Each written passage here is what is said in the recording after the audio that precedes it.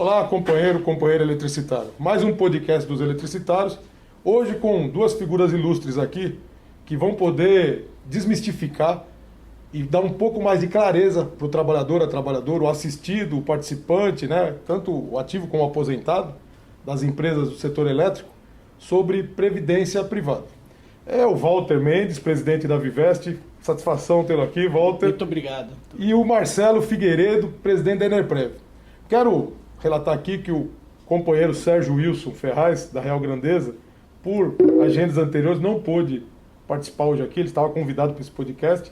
Se ele estivesse aqui, a base dos eletricitários hoje, na parte de previdência, estaria totalmente representada pelas fundações, na verdade. Tá.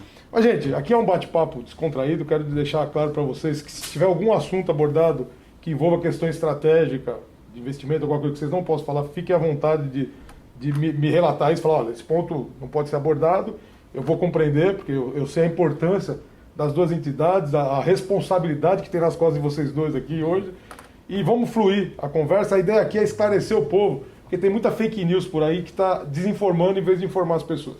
Então nós vamos abordar vários pontos aqui. Eu gostaria que você me ajudasse, vocês dois me ajudassem a construir esse bate-papo para esclarecer o nosso povo eletricitário que nos ouve aqui. Eu tenho certeza que esse podcast vai ser sucesso, porque as pessoas estão muito atentas à questão de previdência, né? Nós estamos vivendo um momento, Walter e Marcelo, de muito ódio, né? A gente vê o que está acontecendo aí fora, as pessoas estão malucas, né? Muita polarização nas discussões, e eu sei que o papel de vocês não é esse. Então, eu queria iniciar nosso bate-papo falando o seguinte: fale um pouco das instituições. Eu vou colocar o Marcelo primeiro, Walter, para falar sobre a instituição. Falar um pouco da missão da instituição, uma breve apresentação da Enerprev, depois da Vivest, para quem nos ouve, que não conhece as entidades, poder conhecer um pouco mais. Marcelo, por favor. Bacana. Acho que eu queria deixar registrado aqui que é um prazer estar aqui participando desse evento. Acho que tem tudo realmente para ser um sucesso e é uma grande oportunidade para a gente poder falar um pouquinho mais abertamente sobre o nosso papel. Bom, a Enerprev ela foi instituída em 2006 e daí veio absorvendo. Em 2008, em 2006 ela foi criada com um plano CD para ser oferecido aos funcionários da EDP, Energias do Brasil. Em 2008 ela absorveu a Fundação Excelsius, então o plano Excelsius 1 e 2. É o pessoal do Espírito Santo, não é? Exatamente. O plano 1 é um plano BD, o plano 2 é um CV.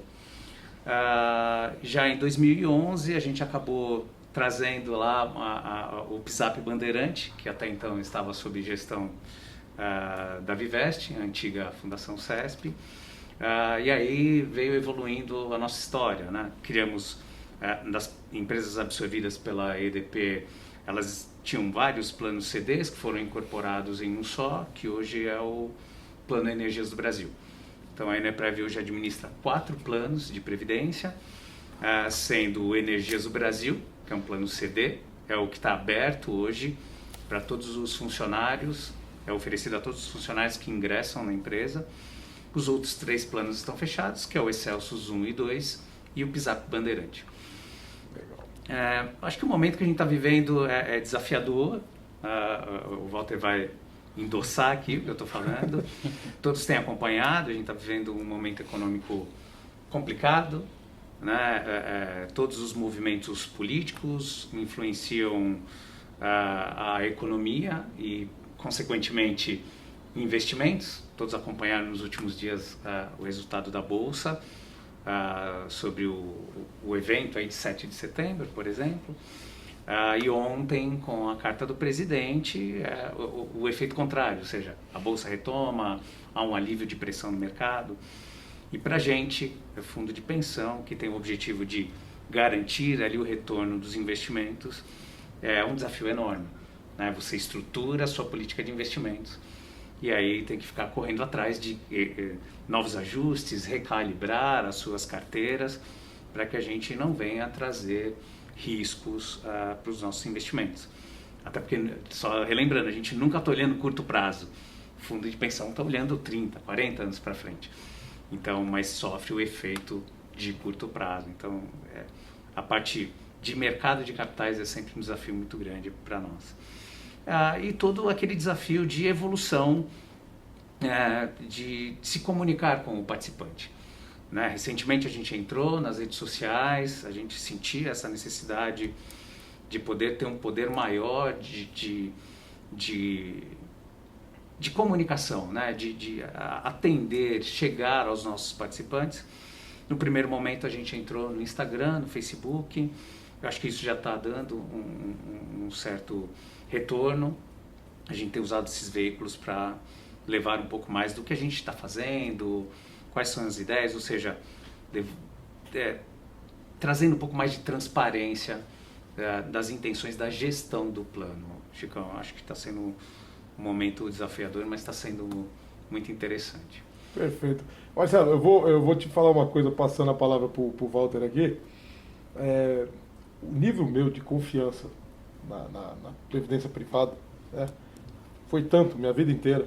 Eu aposentei agora pelo INSS há pouco tempo. E eu não sou um cara de poupar. Quem me conhece no dia a dia sabe que eu sou um cara mão aberta.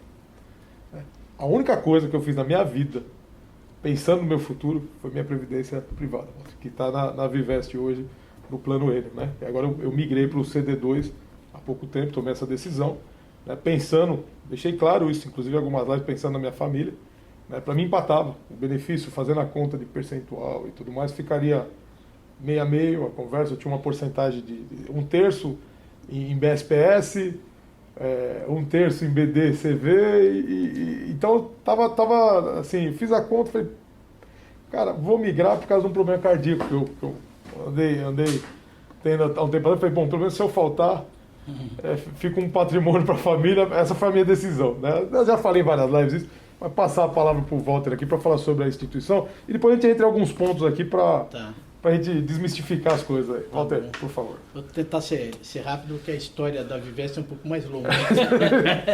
E se for contar tudo. Mas a Vivest começou como antiga Fundação CESP, há 52 anos atrás, né? Era a Fundação de Previdência dos Funcionários da CESP. Logo depois veio a CPFL, que já era uma empresa independente, né? Assim ficou durante alguns anos, ainda como empresas estatais, né? E em 97, 98 foi o período em que as empresas elétricas do estado de São Paulo tiveram a privatização, né? E aí, enfim, com a privatização, a CESP foi partida em algumas, né, em outras empresas e tudo, e todas essas empresas, a CESP, CPFL, Eletropaulo e todas que surgiram da CESP, né, ficaram com os seus planos. Perdão, a Eletropaulo também foi cindida em 4. A Eletropaulo também foi cindida, exatamente. Mas então todas essas empresas acabaram ficando com a Fundação CESP da época, né? A gente teve a Bandeirantes saiu lá em 2008, né, se não me engano, e enfim, mas enfim, todas essas empresas ficaram lá. Então hoje a Vivest, nós mudamos o nome no ano passado, depois eu posso falar muito rapidamente sobre isso, mas a Vivest hoje é a 4ª maior fundação do Brasil, é a maior fundação não estatal, né, que não tem o patrocínio de empresa estatal. Nós temos 37, 38, depende do dia, né? Depende da bolsa. Depende da bolsa. 37 bilhões de reais em patrimônio. E nós temos um plano de saúde também, que também foi criado lá atrás. É uma autogestão para quem tem a previdência, né, conosco. E essa autogestão é a maior autogestão do estado de São Paulo, tem 140 mil vidas, né? A fundação, desde a privatização, ela teve a profissionalização total, né? Ou seja, todos os diretores e depois gerentes executivos, né, passaram a vir para a fundação, a fazer a contratação através de headhunter, através de uma empresa de consultoria independente, etc. Então hoje é totalmente, quer dizer, já há 20 anos é totalmente profissionalizada, né? E durante todo esse período, desde lá da privatização, tem tido uma gestão muito, muito boa, muito profissional, muito boa. Nunca teve um auto de infração na história, sempre teve resultados muito bons, né? Sejam resultados em termos absolutos, como em relativos, né, a outras fundações ou a produtos do mercado, né, de investimento e tudo. Então tem uma gestão que foi muito boa. Eu posso falar muito tranquilo quanto a isso, porque eu só entrei em 2018. Então tudo isso já foi construído antes pelo pessoal que estava lá e que eu já conhecia a fundação de muito tempo por trabalhar na área de investimento e vender produtos para a fundação, né? E reconhecer o valor e a qualidade da fundação. Então, para mim, foi um orgulho muito grande ter ido para lá.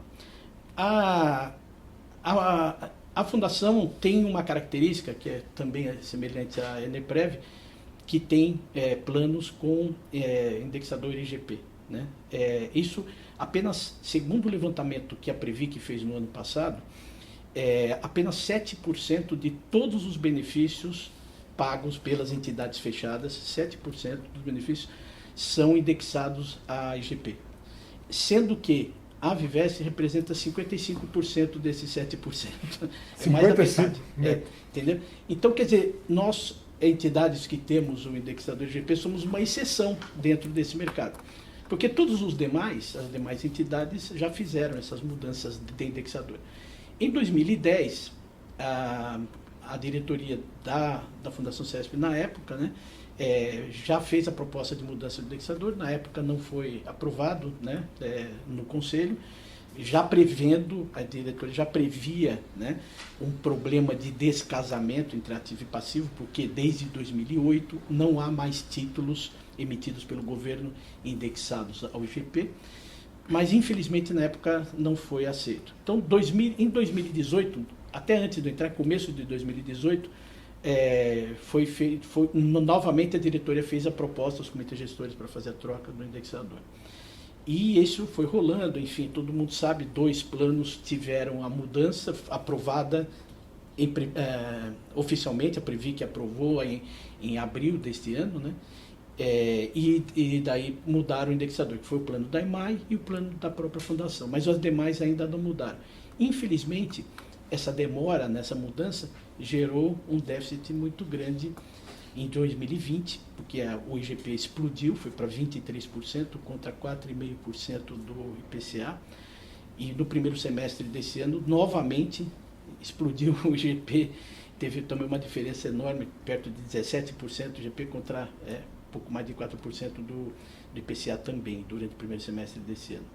Então, a gente está vivendo um momento bastante, assim, apesar de toda a qualidade da gestão, apesar do histórico muito bom da Fundação, apesar de toda a responsabilidade de toda a equipe que é profissionalizada, como eu falei, tem pessoas muito dedicadas e competentes, a gente está sofrendo esse problema, né, por um fator externo, né, essa explosão aí do IGP, que gera um déficit muito grande e, obviamente, isso gera uma preocupação enorme das empresas, que no caso do BFCPS, né, que é o plano mais antigo, já saudado inclusive,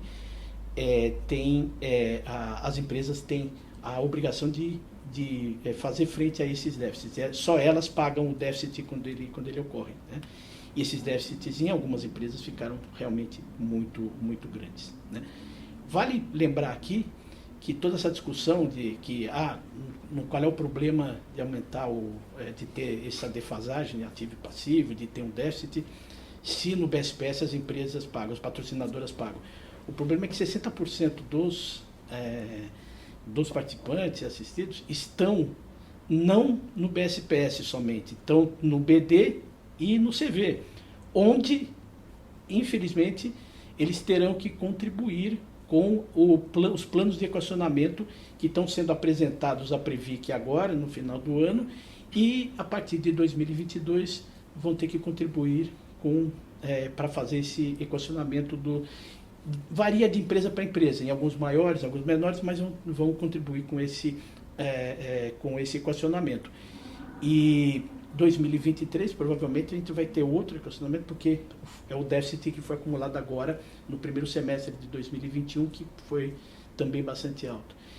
E aí vai fazer um plano que é apresentado em 2022, aí em 2023 vai ter mais equacionamento. Isso tudo causado única e exclusivamente pelo aumento do IGP, né? Porque se fosse o IPCA, não haveria nada disso. Não haveria esse déficit, simplesmente, né? Tudo bem, no caso de algumas empresas, no caso da Enel, por exemplo, esse déficit é histórico, né? Já vem desde lá do começo da privatização e veio sendo rolado. E também teve algumas mudanças atuariais, de tábuas de mortalidade, essa coisa toda, e ele foi aumentando. Mas o grande aumento aconteceu agora. Em 2020 e nesse primeiro semestre de 2021. Então nós estamos sofrendo esse problema, né? E recentemente teve essa notícia triste da retirada de patrocínio da Enel, né? Então essa é outra, digamos assim, outra crise que a gente está sofrendo aí, né? Mas a empresa em si, a Vivesse, está muito bem, né? A gestão está fazendo o seu trabalho. Nós temos um custo muito baixo, nós temos um controle das nossas atividades muito, muito bons. A gente está constantemente aperfeiçoando a gestão de riscos, controles internos, etc. Então a empresa está indo, digamos assim, muito bem no que ela tem controle, né? Agora, esses fatores externos, alguns a gente não tem controle e esses têm nos afetado bastante. Gente, eu vejo a preocupação que o Walter colocou nesses pontos que ele abordou, Marcelo, e a gente acompanha de longe. A gente sabe que em graus diferentes o impacto em todas as fundações que têm indexador em GPDI socorre. Então, ou seja, essa discussão para um técnico, ela tem que ser feita, né? E aí eu vou falar aqui o que eu já falei em outras lives. Foi bom que o Walter falou, ele chegou agora em 2018. Em 2012, salvo engano meu, o Martin, que era presidente anterior, e o Eusébio chamaram todas as entidades envolvidas, né, todas, associações, sindicatos, e falou, esse ano, se eu não me engano foi 2012, que casou o IGPDI com o IPCA. Se eu não me engano, eu não me lembro exatamente, mas acho que foi por aí mesmo. Acho que foi 2012. Ele falou, agora é o momento que não há o que se discutir, que vai dar déficit, vai dar superávit, ninguém ganha, ninguém perde nessa história, é a hora de fazer a mudança. Porque isso lá na frente vai ocorrer algum tipo de problema, porque já estamos tendo dificuldade de conseguir papéis. Isso lá atrás, eu fui falar. Sim. Então, o erro, do meu ponto de vista, instituição, sindicato aqui, o erro nosso, do nosso lado aqui, do meu ponto de vista, eu quero colocar, é não ouvir os técnicos. Né? É querer fazer política com uma discussão técnica. Que foi isso que eu vi acontecer dentro da fundação. Isso não pode acontecer em nenhuma, viu, Marcelo? A gente tem uma relação próxima com as fundações, a gente conversa bastante. Vocês são muito técnicos e a gente tem que ouvir vocês. Né? Não há o que se falar. Né? Vocês foram treinados, estudaram, se prepararam para discutir esse tema. Aí vem eu, um eletricista, sento lá e vou querer discutir cálculo atuarial. Não, eu posso até me aprofundar, conhecer o tema, entender como funciona o conceito, mas eu não tenho a profundidade necessária para falar o que é melhor ou não. Eu lembro muito bem quando o Martin chamou a gente lá e o Eusébio falou, é a hora, vai ter um problema futuro. Aí deixaram bem claro, eu não lembro, o primeiro lote foi agora em 21, não foi, Kiki? Foi. Então, em abril de 2021. Isso, eles falaram, olha, em tal ano, olha isso, 9 anos antes, vence um primeiro lote, depois em 31 vence um segundo lote. Então, gente, olha isso, o que o Marcelo falou na fala dele, gente, eu quero que vocês se atentem nisso. Eles pensam 30 anos para frente. Então, um técnico já nos alertou lá atrás da Viveste, né? Olha, em 2012 vai ter problema, a 31 lascou, né? Em 31 a coisa vai ficar feia mesmo, porque acaba os papéis, se eu deixar o indexador, eu não tenho lastro, foi-se. Então, o alerta foi dado.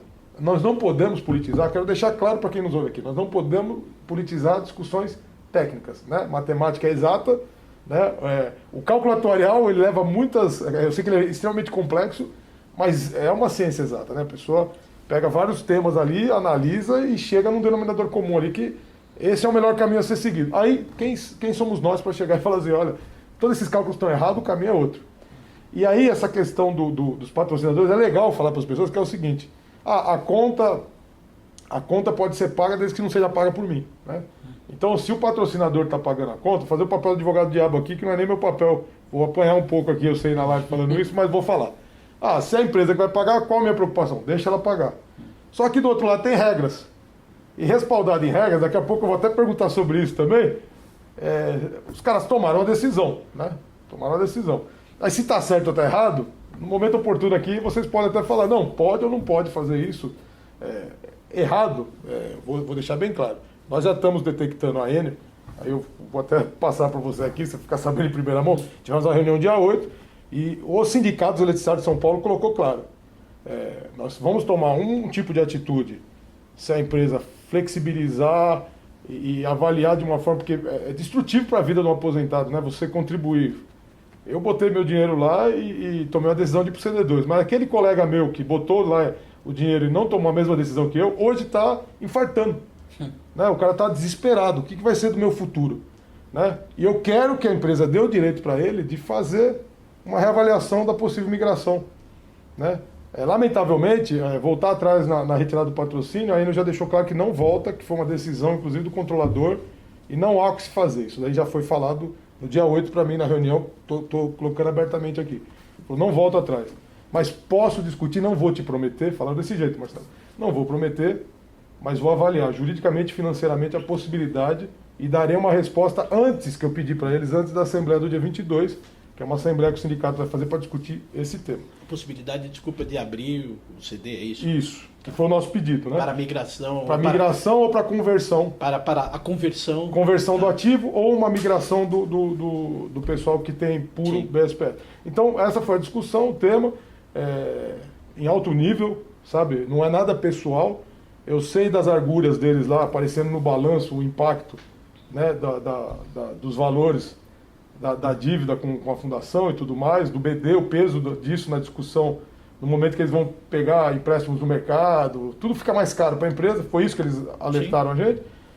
O lado de vocês para administrar esse problema, que é terrível, e o lado do trabalhador, a gente está do lado do trabalhador, eu estou sofrendo com isso. Como eu falei em alguma live, eu orientei minha sogra, porque tinha um valor pequenininho, a não migrar, Marcelo. Falei, imagina isso, você dentro de casa, a minha esposa, olha, minha mãe não entende muito disso, que ela é pensionista. Chicão, dá uma olhada aqui, por favor, no RMI da minha mãe, eu sei com a minha sogra, olho, faço as continhas lá, falei, olha, dentro do que eu venho passando para todo mundo que me pergunta, não vale a pena, o valor que a senhora tem é muito baixinho, né, tem idade elevada, né, pensionista, o valor considerado é muito baixo, acho muito arriscado. Eu acho que vale a pena a senhora ficar. E se todo mundo que tem a condição melhor migrar, dentro do que a empresa falou, não tirar a retirada de patrocínio, não acontecerá nada, todo mundo fica estável, né? Diminui a dívida da empresa, diminui a pressão, chega num nível de tranquilidade, ficaria tudo bem. Não foi o que ocorreu. Estamos vivendo esse momento de pressão terrível aqui e agora estamos tentando achar uma saída junto à patrocinadora, que aí como sindicalista eu estou conversando lá, não tem nada a ver né, não vamos discutir isso aqui, que não é nem o fórum, nem o momento e não tem pertinência nenhuma. O papel da fundação é cuidar do nosso dinheiro, Sim. zelar por ele, aplicar da melhor forma possível, esse é o meu entendimento, vocês me corrijam se eu estiver errado, e buscar a melhor forma. Agora, temos que falar aqui, gente, nós fomos alertados pela Vivest, não por essa direção, pela anterior, que isso aconteceria. Então, era favas contadas, né? Foi teimosia. A birra é burra, viu, gente? A birra é burra. A gente... Chicão, acho que você colocou muito bem esses pontos, mas a gente alertou, a Vivest, né? Eu lembro. A Fundação Cesp alertou lá em 2010, 2012. E vem alertando. Né? Mas vem alertando. Sim. E em 2018, né, novamente veio um processo oficial de mandar essa proposta para os comitês gestores e nós fizemos uma campanha muito grande disso, de discussão no conselho, discussão nos comitês gestores, debate, e conseguimos que 2 comitês gestores votassem a mudança do índice, fossem para a Previc e a Previc aprovasse, como eu falei antes. Interessante colocar o seguinte, que a Previc demorou 1 ano para aprovar essa mudança, porque existia um entendimento lá na Previc, mais antigo, de que os assistidos, que não poderia ser mudado o indexador para os assistidos. É um entendimento assim, histórico, lá mais antigo. Só que eles perceberam que isso não fazia muito sentido, até por já um posicionamento que o STJ tomou em 2015, outros posicionamentos técnicos, jurídicos tal, que foram feitos ao longo desses últimos anos, e eles resolveram mudar, não é? Assumir uma outra postura, um outro entendimento, só que isso demora um certo tempo lá da instituição. Nesse período, nessa época, o que foi colocado, que você falou das redes sociais, né, é que estava demorando porque era ilegal, porque tinha irregularidade, e a gente e a diretoria fez essa defesa, não só a diretoria, a equipe toda da Vivest fez uma defesa de que isso não era ilegal, era regular, podia ser feito. né? E acabou sendo aprovado. A Previc, porque a gente dizia, se for ilegal, se for irregular, a Previc não vai aprovar. Perfeito. E a Previc aprovou. Não só a Previc aprovou, como o CNPC, Conselho Nacional de Previdência Complementar, que é o nosso órgão regulador, fez uma resolução que colocou uma pá de cal nesse assunto e disse, sim, pode ser mudado o índice, o indexador, mesmo para os assistidos, né? E o plano que tiver um indexador no regulamento, esse índice, esse indexador tem que cumprir certos requisitos. São 3 grandes requisitos, né? O primeiro é que seja um índice conhecido no país, etc., seja um índice utilizado, não pode ser qualquer índice, isso é tudo bem. Segundo, que seja um índice, isso é mais importante, que reflita preços ao consumidor. Porque você está falando de um indexador para restaurar o poder de compra do benefício do assistido. Então, ele tem que refletir preços ao consumidor. E o último, ele tem que ser um índice que beneficie o equilíbrio entre ativo e passivo, né? O IGP não cumpre nenhum desses últimos 2. Ele é um índice que 70% dele é composto por preço no atacado, né? Então não reflete o preço ao consumidor. E segundo, ele não beneficia o ativo e passivo exatamente porque não existem mais títulos indexados ao IGP. Então, como você bem falou, é uma questão técnica que não deveria ser politizada, porque quando você politiza uma questão técnica, você pode levar a decisões erradas, né? Tomadas de posição erradas. E isso tem um custo, tem um preço lá na frente. É o que hoje estamos pagando. E o segundo ponto que você falou que eu queria ressaltar aqui, porque é muito importante, é essa questão de que quem, numa retirada de patrocínio, quem se prejudica mais são aquelas pessoas, como você disse da sua sogra, que tem uma reserva pequena. Porque essa pessoa, esses que têm reserva pequena, as pessoas mais humildes, elas precisam do mutualismo do plano BD, porque a reserva delas talvez não dê para ela viver o resto da vida, tá certo? E hoje as pessoas vivem mais, né? Cada vez mais, tá certo? Quem tem reservas altas, ele sim teria uma vantagem em retirar, em fazer a migração. Primeiro que podia acessar imediatamente 25% dessa reserva e usar esse dinheiro para aquele bem que entendesse, ajudar um filho, fazer alguma coisa e tal. Segunda coisa, que ele não vai, como você bem falou, não vai perder o seu poder de compra, porque a reserva é alta, mesmo que ele tire um percentual pequeno, ele consegue manter o seu padrão de vida. E terceiro, ele vai, no plano CD, isso é muito importante, ele pode deixar essa reserva para a família quando ele morrer. No plano BD, a única coisa que acontece é que a pensionista que fica vivo, né, recebe 60% ou 70% daquele benefício que ele recebia antes. Mas a reserva que ele acumulou com o pagamento, com as contribuições dele e as contribuições da empresa, ele não acessa mais. Então aquilo fica para o plano. No plano CD, quando ele morre, quando ele vem a faltar, esse recurso vai para a família ou para quem ele bem indicar. Tá? Então, se a gente tivesse uma consciência social, né, do assunto, as pessoas que têm grandes reservas deveriam pensar um pouco e falar, bom, eu vou mudar, até porque eu não preciso desse mutualismo. Eu não preciso dessa renda vitalícia da forma que hoje. Eu posso viver num plano CD, tirando um pedaço, né? E além de tudo tem a vantagem de deixar esse dinheiro para minha família. Porque quem precisa é quem tem reserva pequena. Então, sei lá, se 50%, 60% dos recursos, principalmente com a contribuição dessas pessoas que têm reservas grandes, mudasse, os 50%, 40% que ficasse no plano BD, seriam os pequenos, eles teriam uma vantagem, né? Eles não perderiam esse poder de compra que eles vão perder agora, tendo reservas pequenas. Deixa eu falar uma coisa aqui, até vou dirigir um pouco para o Marcelo para ele falar sobre essa matéria também, que ela é intrigante, porque no entendimento das pessoas, a pessoa faz a conta do dia a dia dela. Então, vou ser bem sincero aqui, eu vou falar o meu sentimento, Marcelo, quando eu recebi a discussão. Primeiro, se eu pudesse optar em ficar no BD, eu ficaria no BD. É mais confortável. A renda vitalícia, isso é óbvio, e é o que muita gente pegou como bandeira e falou, eu quero ficar lá e pronto.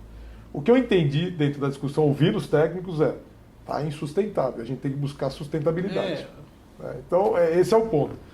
Fala um pouco sobre isso, Marcelo, do ponto de vista da Enerprev também. O Walter até, para tirar um pouco, ele está vivendo um momento de pressão com essa retirada de patrocínio que eu fico imaginando, porque eu estou apanhando aqui, vocês devem estar apanhando lá, está todo mundo apanhando no sentido de querer esclarecer e as pessoas não querem ouvir. Então eu queria ouvir um pouco da Enerprev, até para ajudar a gente nesse debate, para dar uma... Eu estava aqui ouvindo e só pegando assim um gancho de a fala de cada um. Todos trouxeram pontos muito importantes. Por exemplo, o Walter, no meio da fala dele agora há pouco, ele comentou da mudança, da característica, passou a contratar pessoas de mercado, pessoas técnicas com conhecimento do assunto. Ou seja, esse foi um fato importante, né? Quando o órgão regulador passou a exigir que o corpo diretivo... Desculpa, não é merchan não, cara. Aparece aqui. A gente não tem problema nenhum com propaganda. Não é merchan não, viu, gente? Legal. Então, passou a incentivar, quase que exigir, na sua estruturação de gestão, pessoas com certificação, habilitadas, qualificadas, porque aí enriquece essa discussão que a gente está tendo aqui agora. Né? Então, onde a gente chega num momento crucial, onde a discussão é até rever indexadores de plano. Então, uma estrutura técnica facilita muito, traz qualidade para esse tipo de discussão.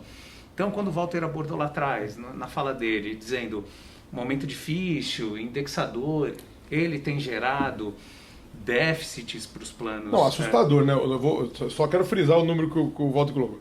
Ou seja, nós estamos meio que querendo remar contra a maré. Só tem 7% de todos os planos no IGP. Né? E 55% desses 7% é impacto da Vivest. Ou seja, cara, então, nós estamos querendo negar o inegável. O inegável. Desculpa, você me ajudou. O que acontece, Chicão? Desculpa, e historicamente, muitas entidades tinham o IGP como indexador, mas elas foram mudando. É o que eu vou comentar um pouco, Walter. Desculpa, Marcelo, desculpa. É isso mesmo, a gente vai complementando aqui o outro. Então, nesse conhecimento técnico, chega uma discussão rica nesse ponto, que é assim, ó. Hoje os planos que estão com seus indicadores voltados ao IGPM ainda, por vários motivos, eles têm apresentado déficits, mas não por um problema estrutural do plano, é conjuntural. Então, o indexador que compõe a sua meta atuarial, ele não comporta mais. Então, a gente tem sempre feito um paralelo com as oportunidades de investimento no mercado, mas eu acho que a gente tem que dar um passo atrás, né? Quando esses planos BDs foram constituídos lá atrás, antes de 99, 98, são planos bem antigos, o IGPM ele era praticamente um dos indexadores, um dos índices oficiais de medição de inflação.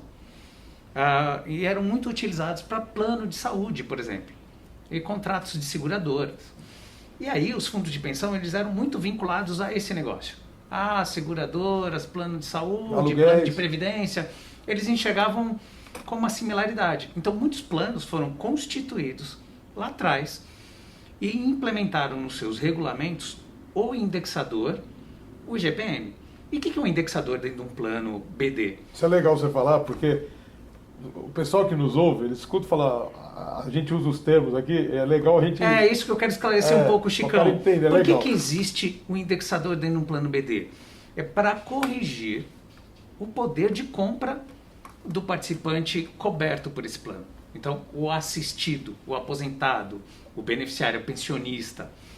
Então, ele vira uma meta para a fundação. Então, ele também compõe a meta. Então, é isso que eu vou contextualizar. Dentro do regulamento, o indexador, ele é escolhido para que ele venha a corrigir o poder de compra daquele benefício. A gente está falando de uma renda vitalícia, você não pode cravar um valor e a pessoa vai viver 30, 40 anos. Com o mesmo valor. Pode ser com aquele valor.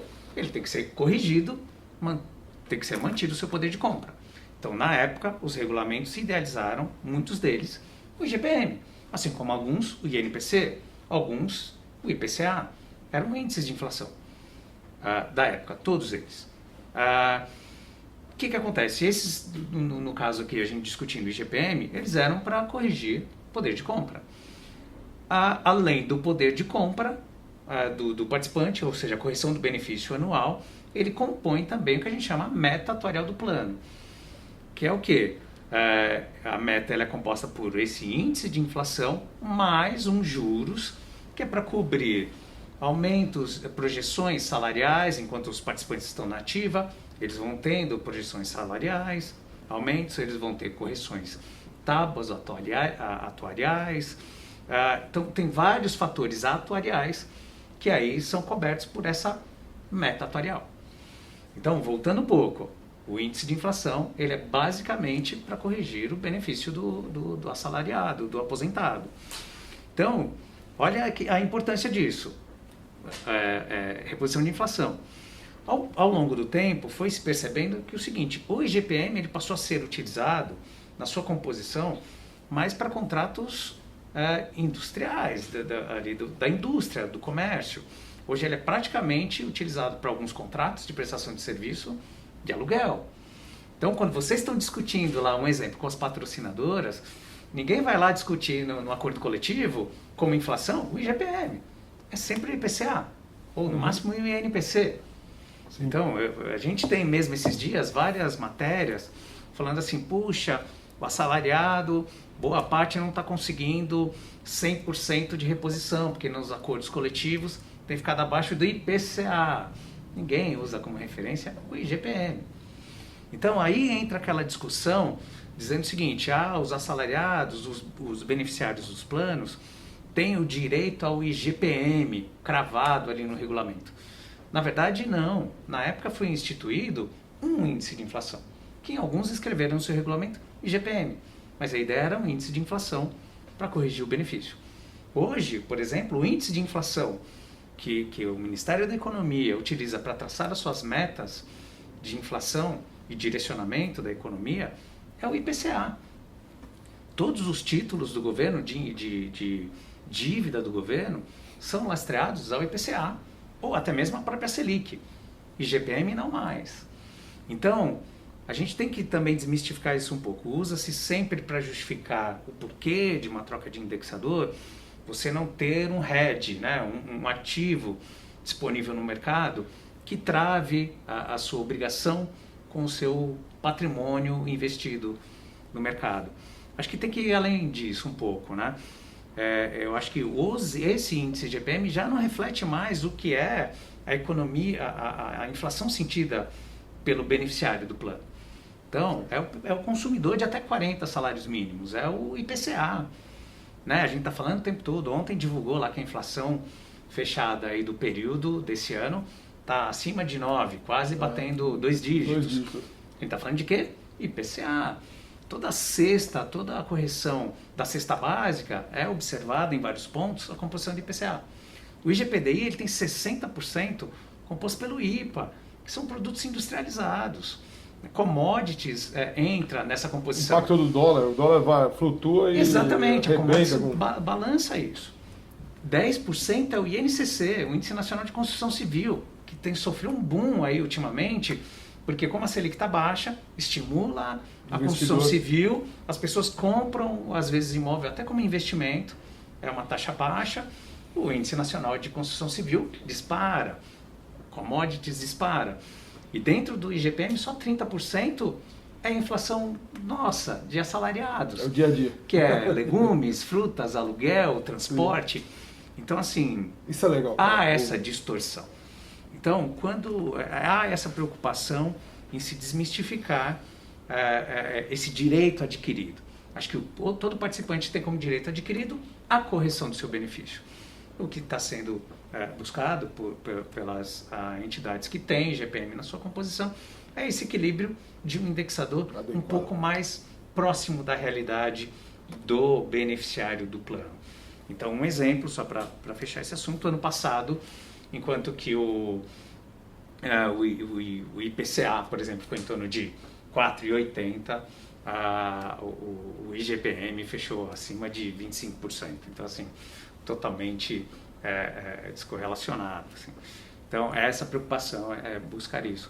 E aí, é nessa percepção muito técnica, né? Essas discussões, elas têm que ir um pouco além de simplesmente ter a oportunidade do plano de ter uma contrapartida. Mas isso também impacta, né, Chicão? Então, quando a gente está buscando a proteção, eu tenho minha obrigação a pagar. E se eu não tenho ativos no mercado que eu possa investir com segurança, que me dê essa garantia dessas obrigações que eu tenho a pagar, você começa a abrir uma boca de jacaré, que é o tal Você tem um déficit. problemão na mão. E aí as pessoas não conseguem perceber muitas vezes, em alguns exemplos, como os planos BSPS, a parcela BSPS, onde foram acordadas que a cobertura, os equacionamentos são da patrocinadora. Já o pessoal que tem CV, que tem BD vai começar a sentir, no caso nosso, a Neprev, vai começar a sentir agora Fala um pouco o que infelizmente, acontece, a partir do ano. Marcelo, é importante falar o que acontece com o BD e com o CV, até o pessoal entender, o cara que já é assistido, o que pode acontecer, o cara que é... Então, Fala muito disso, bom, por favor. Chicão, porque assim, um aposentado que tem ali, no nosso caso, né, do PSAP Bandeirante, onde ele tem, na composição do seu benefício, uma parte oriunda da parcela BD, uma parte da BSPS e da CV, como a gente vai começar a enfrentar uma condição de déficit daqui a pouco no BD. Hoje eles ainda entendem bem da parcela CV, eles recebem o seu salário, o seu benefício já abatido, reduz, ele deixa de receber uma parte porque volta para o plano como equacionamento de dívidas anteriores. Então, e no caso dos CVs, geralmente é aquela paridade contributiva. Hoje, no nosso caso, é praticamente 70-30. Então, 70% da parte do participante e 30% da patrocinadora. Então, hoje, a parte de equacionamento feito por um participante que tem parcela CV é muito grande. Está afetando quase 30%. Daqui a pouco Então, vai chegar... aquele companheiro, só pra gente, aquele companheiro que apostou no CV lá atrás, porque é importante deixar claro, a pessoa que ficou com o BSPS puro, que aí eu acho que tanto vale na Band como nas outras, ele se sentiu seguro, né? Eu estou tranquilo porque é vitalício e acabou a história aqui. Só que a regra do jogo que foi criada, eu lembro que o CV, eu vou falar, se eu estiver falando bobagem, vocês podem me corrigir.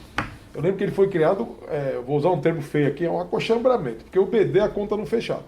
Então foi criado o CV para complementar o valor e as pessoas poderiam colocar um dinheiro e cada um aportar. Teve gente que aportava o teto, tinha gente que aportava o limite de paridade. Foi o meu caso, tá? Eu sempre apostei no seguinte, eu vou colocar no limite de paridade. Sim. Eu não apostei no... vou colocar como investimento. Eu apostei no limite de paridade com a patrocinadora. Sim. Eu tenho colegas que investiu no máximo. Ou seja, a patrocinadora punha menos e ele colocava mais. Esse cara, nesse desbalanceamento, ele fica com... O tombo é maior. É que, na verdade, é assim, né, Chicão? O que aconteceu? Eu estou perguntando, é de leigo mesmo, mas assim, para compreender tecnicamente. Mas um exemplo do nosso caso, né? Quando chegou em 98, criou-se ali a oportunidade de saldamento do plano. Quem aderiu ao saldamento, que é o BSPS, teve seu plano saldado. Quem continuou ligado ao plano, aí depois ele continuou como BD e ele tinha a oportunidade, inclusive, de complementar com o CV. O que acontece? É porque assim, no regulamento para o BD, até 70% do salário a empresa, o participante contribui e a empresa faz uma contrapartida, né, de um percentual equivalente ao que seria 70% do salário. Os outros 30% do salário é a parcela o que ele poderia pelo CV, só que ele está limitado a esses 30%. Então, muitos participantes colocavam uma parcela maior e a empresa fica limitada a essa contrapartida menor. Deixa eu corrigir meu acochambramento que eu falei aqui, para não ficar tão feio. Cuidado. Quando eu falo acochambramento é porque o plano anterior era casadinho, teve um período lá atrás que, eu juro que eu nem vi isso, que falaram que chegou a ser 2-1, lá atrás, muito lá atrás, né? E depois ficou 1-1, então era muito paritária a conversa. Quando saldou de vez, aí quando eu falo que é porque assim, a conta não ia fechar igual a anterior, então foi criada uma oportunidade dele crescer o valor com aqueles 30 extras. Então, ele praticamente manteve esse 1-1, mas aí o participante teve a opção de escolher se ele queria entrar dentro dessa outra faixa de 30%, entrar até com uma contribuição maior. Ou seja, olhando o futuro, tendo uma reserva um pouco maior. Deixa eu falar então, se eu apertar, vamos dizer que eu apertar essa situação, não, fica o GPDI aqui e acabou, não vamos mexer nesse troço aí e assumir essa condição.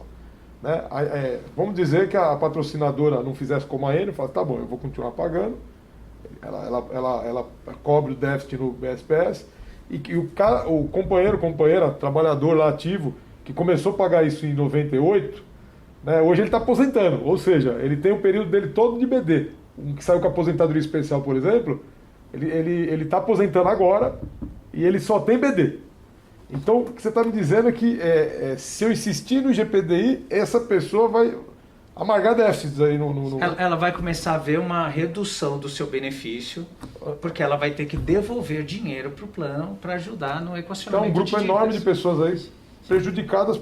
Exatamente. O pessoal que tem a parcela CV já sente isso na pele, ou seja, já tem redução de benefício por conta de contribuição para equacionamento. E a parcela BD, que comece a ter déficit, começa a contribuir também. Corrói o benefício. A partir de 2022, no caso da Vivesse, desculpa, a partir de 2022, essas pessoas que estão no BD e no CV vão começar a pagar esse equacionamento. E esse equacionamento, este ano, provavelmente haverá déficit novamente por causa dessa alta do IGP no primeiro semestre, né? E vai gerar um novo plano de equacionamento ao final do ano de 2022, né? E aí vai ter que pagar a partir de 2023. Vai acumular 2 equacionamentos. Então, essa história toda de que não tem problema, a empresa paga para quem está só no BSPS. Tá? Agora, para quem está no BD e no CV, o déficit ocorrido, eles vão ter que pagar uma parte do equacionamento, sim. Essa conta vai chegar agora a partir de 2022, e a gente já está avisando, 2023 virá uma nova conta. Mas olha que coisa, né, Chico? Então o pessoal pensa assim, eles enxergam como vantagem. Como uma vantagem, um indexador hoje que está alto. Então ele fala assim, meu salário corrige 30%. Só que daqui a pouco ele vai receber 30%. Então a pessoa que recebia 10, vamos trabalhar numa faixa de salário alta aqui, 10 mil de benefício, aumenta 30%. Ele vai para 13, só que aí daqui a pouco ele vai ter que pagar 4 de equacionamento, se bobear. E ele vai receber 9. Então daqui a pouco ele começa a não perceber o benefício desse indexador que começa a se tornar inatingível. Isso é sentido quem contribui. Muitos se veem numa posição muito... sem entender o impacto disso, porque a empresa que faz o equacionamento. Mas deixa eu chegar nesse ponto aí, que agora é um ponto chave. A gente tem um exemplo claro, que foi o que a Enel fez. A Enel se viu encantoada com a pressão dos pagamentos e falou, vou retirar o patrocínio. Eu queria deixar dentro desse debate que a gente está tendo nessa conversa. A retirada do patrocínio, dentro da conjuntura dos planos aí, desse BSPS que nós temos, e que vocês conhecem profundamente, a empresa tem esse direito? Ela está rompendo alguma regra? Eu queria que vocês falassem um pouco sobre isso. A Band nem cogitou, já deixar claro aqui, a EDP não falou desse assunto, deixar claro, como a CPFL, sim, como a CESP, né, não falou desse assunto. O presidente da CESP, quero falar aqui, falou isso para mim, que nós não estamos cogitando retirada. O presidente a diretoria da CPFL falou isso para a gente também, a gente não estamos cogitando, não estamos dizendo que não faremos, porque o futuro a gente tem que fazer uma avaliação, mas nesse momento nós não estamos cogitando retirada de patrocínio. Assim como ainda também eu quero alertar os companheiros que estão falou isso para a gente também. Né? Depois fizeram uma reavaliação financeira, falaram, não atingimos, e a controladora definiu para a gente fazer esse movimento. Então, o que eu quero destacar aqui, os técnicos estão falando, está gerando déficit, está gerando um problema, esse problema bate tanto no companheiro que está com CV e BD, quem está no BSPS está se sentindo blindado, mas na verdade ele está pondo a faca no pescoço da patrocinadora, que pode tomar uma decisão que cria um problemão para cada um. Como foi o caso da Enel aqui, que é o que está em destaque aqui na mesa. É isso, né? Vamos colocar. Deixa eu responder o seu ponto, que a Vivesse aqui está envolvida, né, nessa porque a faca no pescoço, né? Você pode pensar a faca no pescoço, essa discussão. A questão, você perguntou, a empresa que está fazendo isso, pedindo retirada de patrocínio, ou fazendo retirada de patrocínio, ela está fazendo algo irregular, ou está fazendo algo que ela não foge tem da legalidade. De fazer fora da legalidade? Não. Esse direito está na Lei 109, está na Lei 108, ela está na lei, né? Desde 2001. Tá? E existe, além do direito que é previsto em lei, ele tem uma regulamentação da Previc dizendo como deve ser feito o processo. com uma norma dizendo tudo como deve ser feito o processo, tecnicamente. Então, inclusive, o STF, através do ministro Lewandowski, fez uma decisão recente com relação à retirada de patrocínio de uma empresa de energia elétrica lá no Rio Grande do Sul, né, que é do Estado, inclusive estatal, e que foi feita a retirada de patrocínio, e ele acabou de dar uma decisão, deve fazer menos de um mês, em que ele diz o seguinte: o patrocinador tem o direito de fazer a retirada de patrocínio segundo a lei, e não tem, e isso é líquido e certo. Então, quem diz que isso é ilegal, pelo menos à luz da lei que eu conheço e que gere os fundos de pensão, né, não é. Isso é claro e evidente. É um ponto importante, porque é o que está em destaque. Eu estou chamando de fake news porque a orientação que eu tenho de técnicos, até advogados nossos, a gente está contratando atuários aqui para fazer pergunta. Eu estou perguntando para vocês porque vocês são as pessoas que nos representam, né? Mas é bom as pessoas ouvirem isso, porque eu estou escutando isso no dia a dia e nas fake news aí fala justamente o contrário. Então é muito triste isso. Eu gostaria que as pessoas explicassem. Quem diz que é ilegal, mostre por que é ilegal. Está lá na lei, é só ler, a 109 está lá. Agora, eu só queria levantar um ponto aqui, que eu acho que os comentários que a gente fez até agora aqui, nessa parte de indexador e tal, foram bastante técnicos e tal, e bastante esclarecedores, mas eu queria só mencionar, aproveitar aqui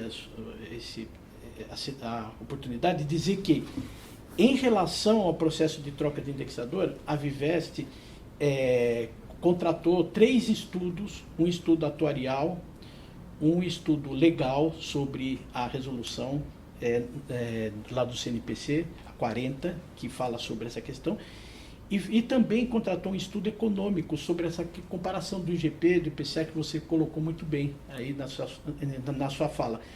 E esses estudos foram enviados no dia 1 de junho aos comitês gestores, aos presidentes dos comitês gestores nossos, e nós divulgamos, alguns dias depois, no nosso site. Então lá, quem quiser entender esse problema, o que é o IGP, por que o IGP não é um índice adequado para fazer a correção dos benefícios, por que o IPCA é muito mais adequado, etc. Se quiser entender quais são os deveres dos administradores dos fundos de pensão em relação ao que é colocado na resolução número 40 do CNPC, recente, que foi divulgada agora em abril, está lá também um estudo do escritório Matos Filho, mostrando um grande escritório de advocacia, né, que tem responsabilidade no que está falando, mostrando quais são os direitos e os deveres. Em resumo, esse escritório de advocacia, ele diz o seguinte: pela resolução número 40, a mudança do indexador, para quem tem IGP, não é uma opção, é um dever. Entendeu? Porque a resolução diz claramente...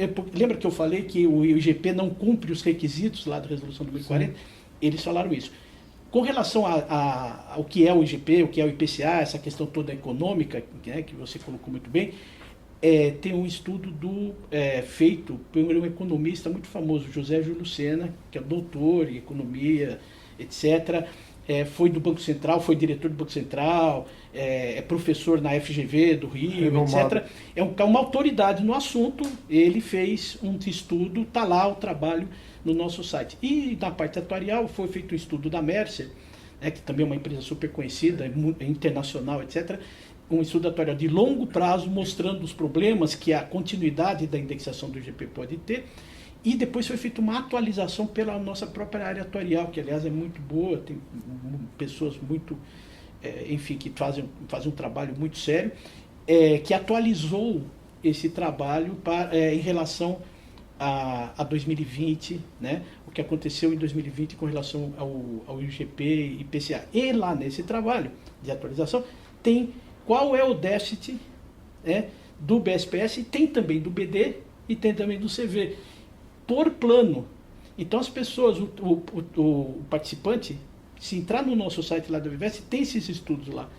E já faz tempo, tá? E pode abrir os estudos. O que eu só peço é o seguinte: leiam, são estudos de entidades muito importantes, representativas, né, de empresas que têm responsabilidade e que estão lá mostrando como funciona isso, né?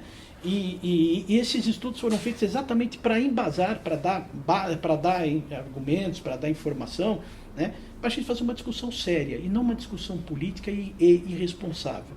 Como você muito bem falou no começo da sua fala, a gente não pode pegar um tema técnico, puramente técnico, e fazer uma discussão política em cima, porque a gente tem grande chance de errar. Fazer bobagem. Fazer bobagem. E depois o custo sai lá na frente. Gente, é assim, o tema é extremamente instigante, né? A gente pode ficar o dia inteiro falando aqui. Eu não sei se a gente pulou algum ponto aqui da nossa conversa, eu creio que não. Acho que a gente abordou quase todos. Mas eu queria seguir para considerações de vocês. Se vocês quiserem abordar algum outro tema dentro da conversa, fiquem à vontade. Tem muita crítica saindo nas redes sociais, mas o que eu vejo é que o rio corre para o mar, né? Matemática é exata. Vocês estão todos os dias ali debruçados em cima de planilhas, tomando todo o cuidado possível e vendo riscos que podem surgir. Nos alerta. Se a gente politizar, vai se estrumbicar mais à frente. É o que a gente está vivendo agora. E o momento, eu acho, para distensionar, para os colegas que tensionaram, eu estou falando isso para aqueles que é em torno aí de 2.500, 3.000 no grupo Vivesse que estão criando algum tumulto. Eu percebo até pessoas de empresas que não retirou patrocínio, falando de não migrar, de discussão ainda de migração que ainda não foi nem aberta, que ainda está em discussão. Então é terrível esse tipo de cenário, mas é importante o pessoal pôr a mão na consciência. Se você está no BSPS, tem valores altos, espere seu RMI, isso é o que eu estou falando para todo mundo e vou reforçar aqui.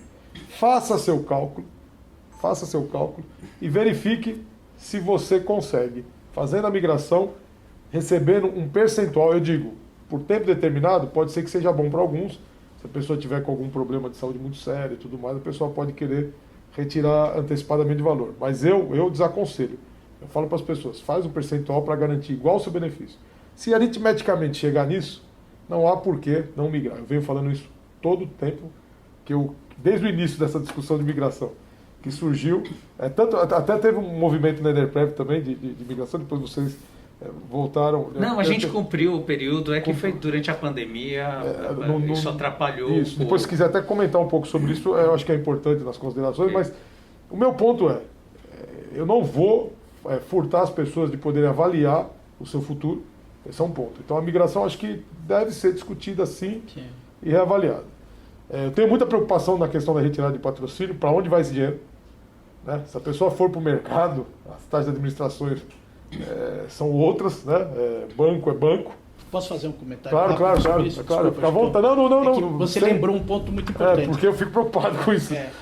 Para onde o cara vai, né? Onde que ele vai ficar? É o seguinte, muita gente diz assim, mas o que a fundação, né, que a Vivesse pode fazer agora, nesse momento, ainda está retirando patrocínio, tem gente que se acha abandonado e tal. Nós temos o dever de acolher os nossos participantes, né, ativos e assistidos. E é esse acolhimento que significa para nós. Nós não podemos, quer dizer, não cumprir a decisão da empresa de retirar o patrocínio. Como eu disse, está na lei, e a Previc, inclusive, foi informada, né, e nos comunicou, siga o processo normal. Ela nos comunicou isso oficialmente, inclusive. Mas, enfim, o que nós podemos fazer? Orientar as pessoas, mostrar o que significa essa mudança, o que significa essa retirada, quais são os efeitos que isso tem, e orientar as pessoas com aquilo que você falou, olha, você vai receber o recurso, o que você pode fazer com ele, ou se você for para o mercado, tem um efeito, se você pegar esse recurso e mantiver na fundação, quais são as consequências. E você citou um ponto super importante. A pessoa pega esse dinheiro e vai para o mercado, por exemplo, faz uma portabilidade para um PGBL. Se ela vai para um PGBL, faz a portabilidade, ela não paga imposto de renda. Sim. Se ela for pegar esse dinheiro e for investir onde ela bem entender, no fundo de ações ou qualquer outra coisa, for para o consumo, ela vai pagar o imposto de renda. Põe na conta corrente dela, paga o imposto. Ainda tem mais essa, Sim. Tudo bem. Mas digamos que ela faça a portabilidade e vai para um PGBL, né? No PGBL, hoje, os PGBLs que têm uma carteira parecida com a carteira dos nossos planos, tá? Eles têm uma taxa média de administração em torno de 1,75%. Vamos dizer que você consiga achar um plano com uma taxa de administração mais baixa, 1,5%. Tá? A pessoa está lá, se aposentou, tem 65 anos, vai viver até 85. Normal hoje as pessoas viverem, né, esse tempo. Digamos que vai viver aí 20 anos. Em 20 anos, a pessoa que pagar uma taxa de administração anual de 1,5%, ela vai pagar 35% de taxa de administração. Ou seja, ela vai entregar 35% da sua rentabilidade para o banco que vai fazer essa gestão. No nosso caso, a Vivesse tem o Família Invest. Pode ser que seja autorizado entrar em outros planos, no CD2, etc., mas hoje ainda não é. Mas hoje... É uma alternativa. A alternativa que nós temos já aberta, tá, oficial, é o Família Invest. O Família Invest tem uma taxa de administração de 0,2% ao ano. Acumulando isso em 20 anos, dá 4%. É 35% contra 4%. Então, veja a diferença que uma pessoa o que ela vai ter que pagar no mercado. Ou seja, uma pessoa que hoje tem o seu recurso lá administrado pela fundação, né, que ele conhece, que ele sabe como administra, que ele conhece as pessoas que administram, ele conhece o Jorge Cimino, que é o nosso diretor de investimento, né, há 15 anos e tal, que tem um desempenho excelente, que faz uma gestão super responsável, muito bem feita e tal. Ele conhece quem é a Vivesse. Além disso, ele tem uma taxa que é imbatível no mercado. Por que a pessoa vai correr para o mercado e vai pagar taxas dessa ordem? E o outro risco, maior ainda, é a pessoa pegar esse dinheiro e consumir. Ela vai pagar imposto de renda e consumir, esse dinheiro pode sumir com o tempo. E aí ela não vai ter dinheiro para bancar a sua aposentadoria. Então, é preciso muito cuidado. Então, o que a Vivesse pode fazer numa situação dessa? Acolher as pessoas, informá-las, mostrar esses riscos, mostrar os custos, mostrar tudo, né? E dar uma alternativa. Olha, você pode aqui investir no Família Invest, está aqui, como é que funciona? É assim, assado, como é que é a taxa de administração, qual é a política de investimento, e a gente vai continuar dando essa transparência que você não tem em outras instituições aí do mercado. Você não tem essas instituições nos bancos. Bom, já vou até adiantar, vou colocar no meu discurso, que eu não venho falando do Família Invest, das discussões, dos debates na rede social, vou implementar. Confesso que não falei nem da taxa, 0,2%. 0,2%, baixíssima. Né? Eu estou buscando, aqui como eu falei, a reabertura do CD2, que a taxa é suportada pela patrocinadora dentro da regra. Eu estou buscando isso, que aí nem o 0,2% a pessoa paga, é o que a gente está buscando. As pessoas que estão insistindo em manter como está, eu quero deixar claro que, baseado no que a gente conversou aqui, se a retirada não é ilegal, a gente pode bater bumbo, fazer bagunça, ir para a justiça, a chance de perder é enorme se não for ilegal. Quem vai decidir é um juiz, não há que se fazer. Sim. Podemos ir à justiça, mas a chance de tomar um revés é grande. Então o que eu peço é assim, o futuro a gente não brinca com o futuro da gente. Como eu falei, eu sou mão aberta, eu nunca investi, eu nunca guardei, eu tenho um único imóvel que eu moro, entendeu? Eu tenho um único veículo, eu não sou aquele cara que quer... E aí minha preocupação é essa agora, se der ruim, o que eu faço? Né? Eu apostei tudo na confiança que eu tenho nos nossos fundos. Né? O que eu faço? Né? Não tenho muito o que fazer. Então, muita responsabilidade na decisão é o que eu peço para os nossos amigos que nos ouvem. Esse processo, desculpa, só para completar, esse processo vai durar 1 ano e meio para fazer a retirada, no mínimo 1 ano e meio. Tá? Nesse tempo todo, nós vamos fazer várias lives, nós vamos atender as pessoas lá na Vivesse, nós vamos fazer... boletins informativos, o nosso site vai ter muitas informações a respeito, perguntas e respostas, ou seja, nós já fizemos uma live, né, recente, logo depois, alguns dias depois do anúncio, né, já marcamos uma nova live, se não me engano vai ser dia 30 de setembro, né, e nós vamos fazer várias dessas, exatamente para informar as pessoas. Com certeza. Nós estamos abertos lá, é o nosso dever informar as pessoas. Tá? Agora, não adianta lutar contra a maré, né? Você contra a maré. Então, você vai se dar mal, você pode ficar afogado, né? Ou seja, a retirada, pelo menos, ela está na lei, ela é legal. Nós, o Vivesse, nós temos que cumprir a lei. Se a gente não cumprir essa lei e não fizer o processo, a Previ, que faz uma intervenção, vai lá e faz. Isso já havia acontecido. Permite falar uma coisa aqui para passar para o Marcelo a palavra aqui. Esse tensionamento que ocorreu levou a esse problema que aconteceu, né? Eu sei que na EDP, na Enerprev, os portugueses eles têm um nível de compreensão diferente, um jeitão de tocar diferente. Eu posso falar isso porque eu convivo, eu dialogo com as direções das empresas. Cada um tem um estilo de tocar as coisas. A EDP costuma ser mais eu queria usar a palavra mais correta, não tá vendo, mas eles são mais tranquilos. Eles não gostam de movimentos muito abruptos. A Enel, a gente já vem vendo, desde que eles chegaram, eles são num momento para o outro muda tudo. A terceirização toma uma decisão, pá, troca uma empresa daqui, faz um movimento. Os movimentos são drásticos, de um momento para o outro, tudo pode mudar, tá que nem a CBN, né? Eles fazem os negócios de uma hora para outra. A EDP, o movimento parece que é mais calculado, mais lento, eles não fazem as coisas muito rápido. Mas tem que fazer, pelo que eu estou entendendo, as mudanças. Se tem problema de GP, futuro próximo, não estou querendo colocar você na saia justa não, Marcelo. Você pode responder, não pode, mas assim, no meu entendimento aqui, não dá para fugir do debate, nem com a Vivest, nem da Enerprev e nem com o companheiro que não veio da Real Grandeza, que eu vou numa outra oportunidade ouvi-lo, o Sérgio Wilson. Eu queria que você falasse um pouco sobre isso, assim, tem coisa que eu acho que não tem jeito, o rio corre para o mar, matemática é exata, os problemas estão postos, ou a gente enfrenta eles, ou a gente pode ser acomedido, né, de um problema por conta de não enfrentar. Eu queria que você discorresse um pouco sobre isso, Marcelo, com tranquilidade, e falasse daquele ponto que eu comentei da migração, até para o pessoal ouvir, porque gera um boato. Tá vendo? Lá aconteceu uma coisa, pode acontecer outra, só que não. São momentos, são decisões distintas. Deixar claro que cada entidade que está aqui é uma entidade, as patrocinadoras são patrocinadoras distintas, e a discussão é feita em governanças diferentes, gente. Então, a gente só trouxe aqui porque os problemas vividos, né, da economia e tudo, me parece que são idênticos, né? Salvo engano meu, Marcelo. Mas é isso mesmo. Eu queria que você falasse um pouco mais dessa questão da Enerprev, até porque o problemão que está acontecendo com a gente na Vivest, eu sei que está repercutindo grandemente. Vamos lá. Legal, Chico. Até assim, para quem vai ouvir, né, pelo podcast, para deixar claro quem falou o tempo todo sobre retirada. Sim. Gente, a Vivest. Eu não quero deixar o pessoal da Enerprev em saia justa aqui em momento algum. Só para esclarecer. E, Marcelo, deixar claro aqui uma coisa, cara. Eu quero deixar claro. O diálogo com a EDP está havendo, do mesmo jeito que a gente dialoga com a Enel, a gente dialoga com a EDP. E o diálogo, os pontos de vista do sindicato foram colocados para a EDP também, da mesma forma que foram colocados para a Enel, e foram colocados para a CPFL, e foram colocados para a CESP. Então o sindicato, né, quando ele se manifesta, ele não tem dois pesos, duas medidas, né? Ele tem um posicionamento. E o posicionamento não muda.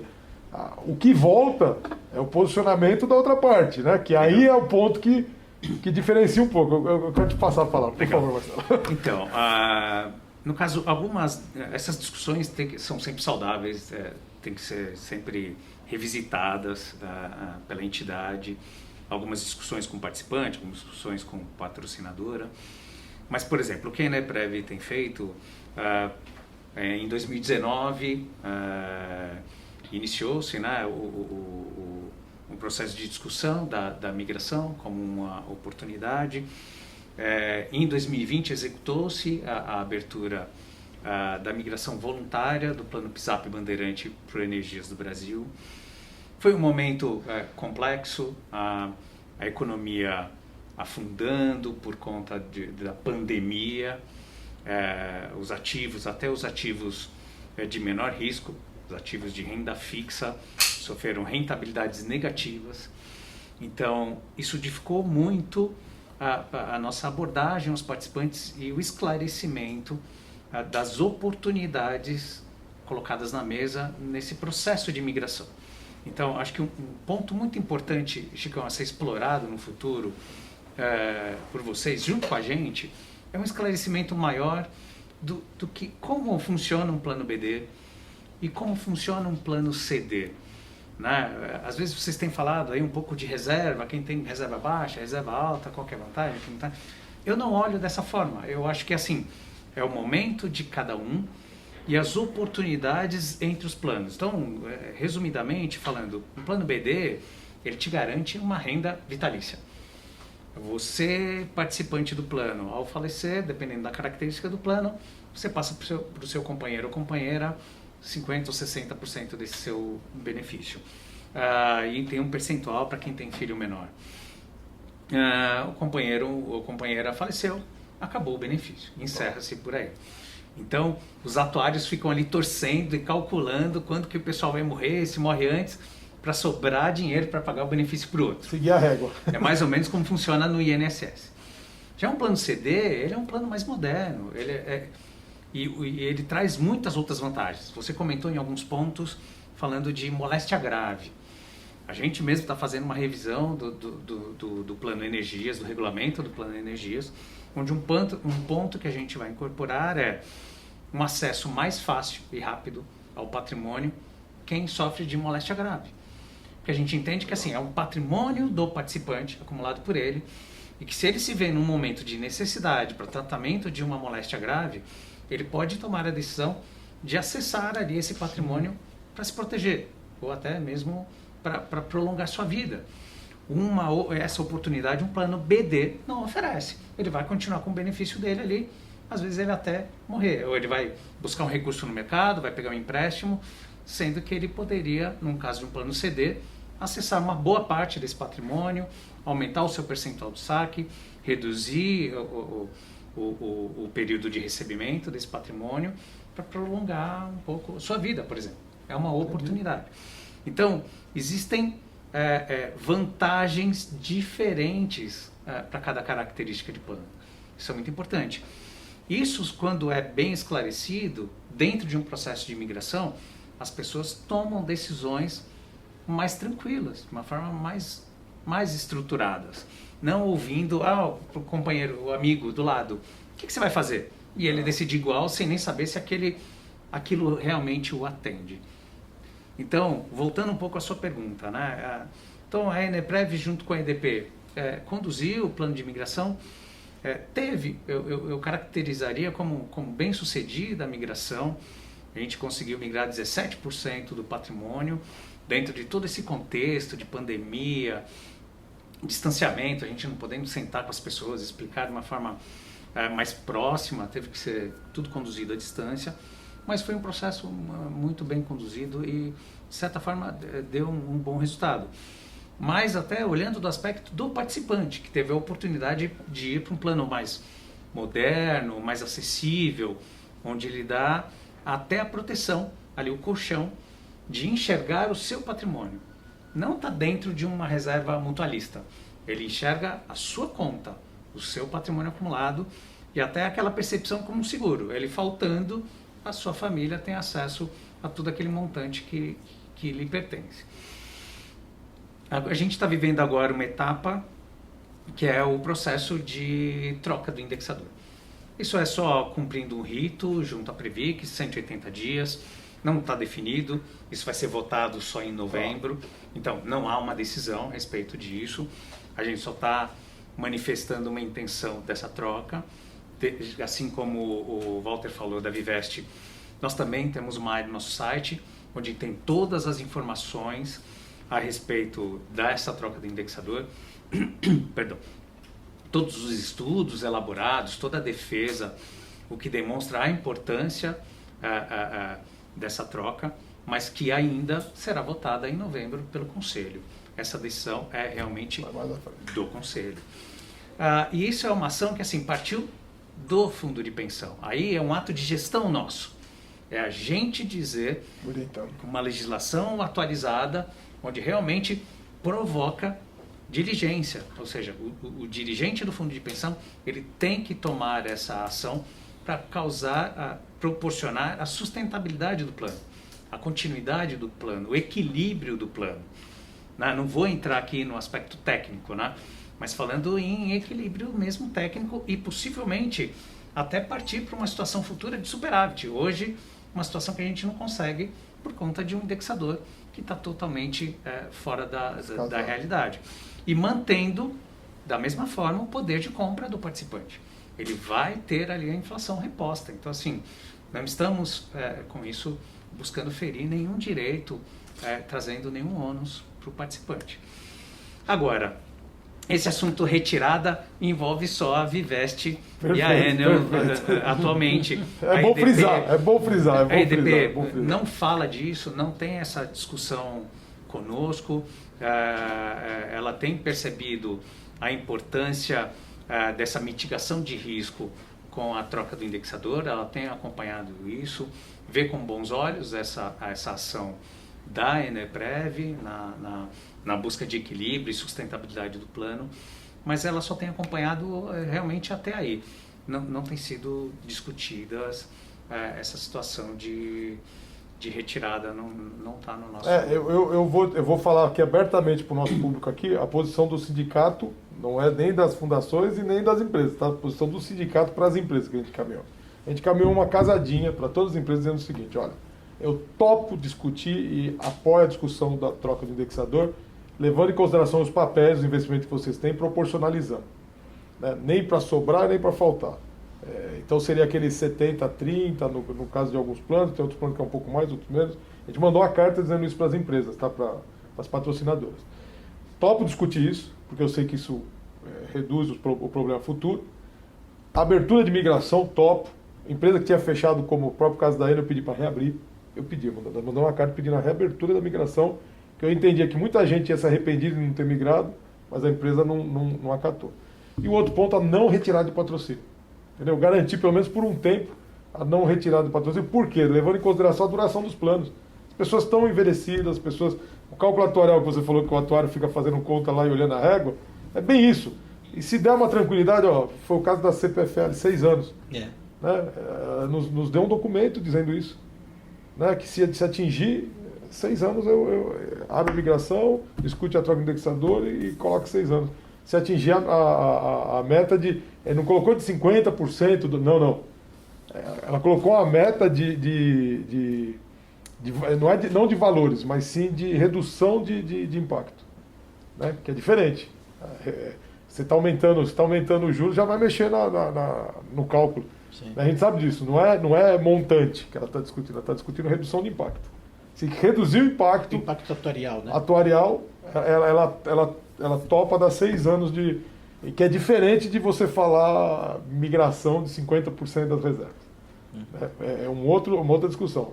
E nós compramos essa discussão, topamos, conversamos com os conselheiros e orientamos os conselheiros a votarem favorável no conselho da Vivest. Os 3 conselheiros deu uma bafafá isso, mas é matéria para um outro podcast se a gente for falar sobre isso. Mas é um posicionamento que o sindicato adotou aqui e vai adotar, eu quero deixar claro isso aqui registrado, que a gente entende que é uma postura responsável e de enfrentamento do problema que vocês deixaram muito claro aqui para as pessoas. São 2 técnicos de peso que conhecem a matéria, que estão vivendo o dia a dia do problema e passou aqui para vocês o que acontece de fato. A gente estendeu um pouco mais do que o normal do podcast, mas a matéria permite isso e eu tenho certeza que a audiência não vai ser prejudicada pelo tempo, porque as pessoas querem ouvir vocês falando. E eu vou fazer mais um pai bola aqui para vocês fazer uma consideração final mesmo, uma despedida e a gente encerrar o podcast, gente, que já estendeu demais. Quem que você quer conhecer? Eu começo? Fica à vontade. Eu não vou me alongar, claro, a gente já falou bastante, mas eu queria, antes de tudo, agradecer essa oportunidade de estar falando com todo o público aqui de vocês, que certamente é bastante gente, né? E a oportunidade aqui de discutir com o Marcelo foi muito legal. E dizer que, para finalizar, eu peço que as pessoas atentem para as informações oficiais. Perfeito. Se quiser, você lê rede social, você fala com os amigos, não sei o quê, tudo bem, é questão de cada um. Agora, acesse o nosso site, veja as informações oficiais, porque nós, os dirigentes das fundações, nós respondemos civil e criminalmente, segundo a lei, pelo que a gente faz lá na fundação. Então, essas informações, né, que nós passamos são informações oficiais que a gente tem responsabilidade pelo que está falando. Né? Então, leiam o nosso site, os boletins, leiam esses estudos que eu falei que estão lá, relativos à mudança do indexador, acompanhem as notícias pelas fontes oficiais. E aí, se você quer ler as redes sociais, tudo bem. Mas faça a sua cabeça, né, conhecendo todas as informações, e não só um lado. Né? Perfeito. E leve em conta que Quem está falando na rede social não responde a ninguém, não tem responsabilidade nenhuma pelo que está falando, ninguém vai cobrar deles. Agora, quem está falando lá oficialmente na fundação responde a Previc, responde a todo mundo. A gente, como eu falei, tem uma responsabilidade muito grande pelo que fala. Então, só peço isso, que as pessoas ouçam todos os lados e principalmente leiam as nossas informações oficiais. Concordando ou não, tudo bem, não é problema, cada um tem o seu juízo. Mas, por favor, conheça os argumentos antes de formar a sua opinião. E, novamente, agradecer aqui a oportunidade, Chicão, foi muito interessante. Muito obrigado. Não, imagina, Walter, eu que agradeço. Eu também quero aproveitar para agradecer, Chicão, o bate-bola aqui junto com o Walter também. Eu acho que foi uma oportunidade incrível para a gente. A gente ter essa chance, né, de falar um pouquinho sobre o nosso trabalho, o trabalho sério que a gente procura fazer. E o momento que a gente está vivendo é esse, né? A era da informação, a gente vê muita desinformação, né? A gente percebe que grupos de WhatsApp que poderiam estar ajudando, trazendo apoio à divulgação de informações interessantes e fidedignas, acabam muitas vezes sendo mal utilizados. Mas isso é um mal da sociedade hoje, não é só do Brasil, enfim, é um negócio a ser combatido. Então, fica o mesmo convite, né? Eu acho que é muito interessante as pessoas entenderem o que a gente está buscando fazer de uma forma séria. A gente tem essa obrigação de oferecer essa transparência, né? Números e informações oficialmente disponibilizadas aos nossos participantes. Também os convido a nos acompanhar e torcer para que a gente tenha novas oportunidades para fazer esse bate-bola e trazer informações para o nosso público envolvido. Muito legal. Pessoal, esse foi mais um podcast dos Eletricitários, elucidador. Vocês têm 2 técnicos aqui fantásticos, de 2 fundações extremamente responsáveis. Admiro os 2, admiro o trabalho de vocês 2. Obrigado. Tenho certeza da seriedade de ambos aqui, e a lisura, a clareza que vocês trabalham, transmitem e agem no dia a dia numa retidão total. Peço para as pessoas avaliarem também o que foi falado aqui, buscarem informação nas fontes fiéis, né? As fontes reais e fiéis. Sai desses fake news da vida. É legal até ouvir para saber que tem louco para tudo nesse mundo. É legal ouvir. Né? Teve gente invocando o Estatuto do Idoso como uma fonte de discussão para discutir Previdência. Eu até citei esses dias no grupo, não faz o menor sentido. Mas é importante a gente ouvir até para ver o que o mundo está pensando, né? Nem todos pensam igual, que bom, né? Mas na hora de tomar uma decisão que vai atingir a sua vida, né? A minha vida, a nossa vida, pense bem, né? Não vamos dar tiro no pé, não é hora para isso. Gente, mais um podcast, espero que vocês tenham gostado e até a próxima. Até mais, gente. Valeu. Obrigado, Walter. Obrigado, Marcelo. Muito obrigado pela presença. Obrigado.